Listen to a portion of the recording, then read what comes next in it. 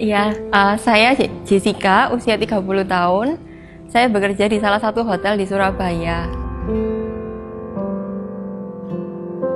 Iya, waktu pertama corona outbreak di perusahaan saya itu kan sangat-sangat berdampak. Jadi kayak tamu yang menginap tidak ada, yang event tidak ada, bahkan yang konsumsi di restoran juga nggak ada. Kemudian perusahaan juga mengeluarkan kebijakan harus potong gaji. Jadi semua karyawan akan dipotong gajinya. Pada saat pemotongan gaji itu saya sangat-sangat struggle sih, kayak sempet mikir gimana ya, saya kan juga harus menanggung keluarga saya, ada mama, adik, sama waktu itu sempat tante saya juga ikut tinggal bareng. Kebetulan saya juga tinggal di apartemen, saya juga harus bayar maintenance-nya dan lain sebagainya.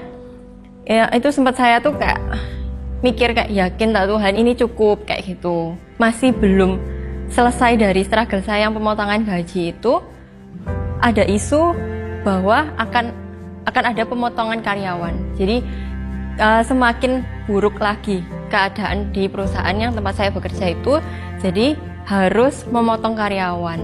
Saya sempat kayak takut banget sih, kayak Tuhan ya kalau misalnya aku yang kena PHK gimana, kayak keluarga aku. Juga nggak lama kemudian setelah PHK gelombang pertama, ada lagi isu gelombang kedua. Tapi puji Tuhan dari 2 gelombang itu saya tidak kena.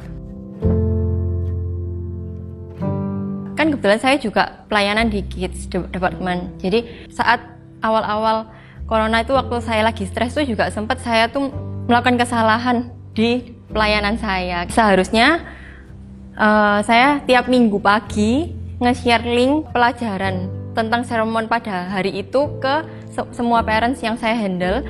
Tapi pada suatu hari itu, saat saya lagi stres, saya lupa nggak ngirim ke semua parents yang saya handle. Akhirnya saya kan report ke leader, kayak sorry ya kak, aku lupa nge-share ini ke semua parents. Kebetulan leadernya waktu itu kayak mengencourage saya, kayak it's okay, kayak kamu bisa share sekarang kayak gitu.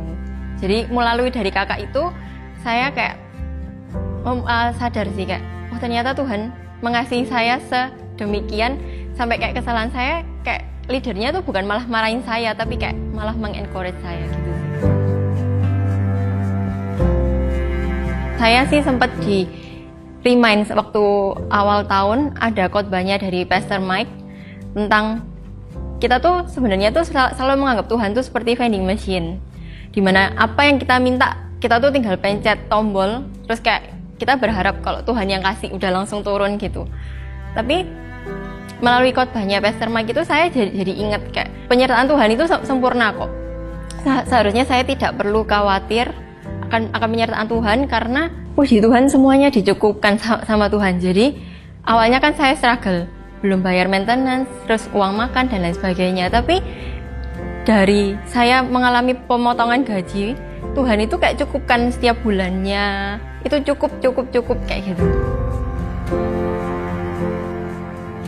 Sempat sih saya waktu awal-awal corona itu kan saya sempat mundur dari CG, karena saya mikir aduh bebanku ini berat banget. Udah aku mikirin hidupku dulu aja, aku nggak mau ikut ke CG, nggak mau join CG dulu. Tapi ketika saya ikut CG, teman-teman juga mengalami struggle yang sama.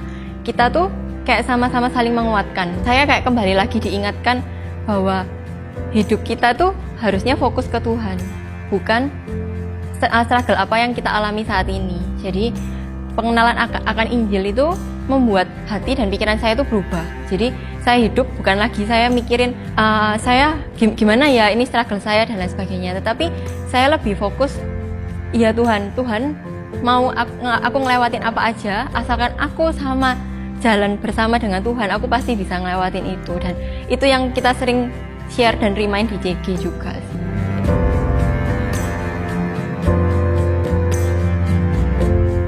Untuk teman-teman yang mungkin mengalami hal yang sama, saya mau mengingatkan kembali bahwa Injil lah yang bisa merubah hati dan pikiran kita, untuk kita tidak berfokus hanya kepada masalah kita, tetapi berfokus hanya kepada Tuhan. Dan setiap musim hidup kita juga itu kita mengerjakan itu untuk kerajaan Allah. dan kemuliaan Tuhan. Soli Deo Gloria.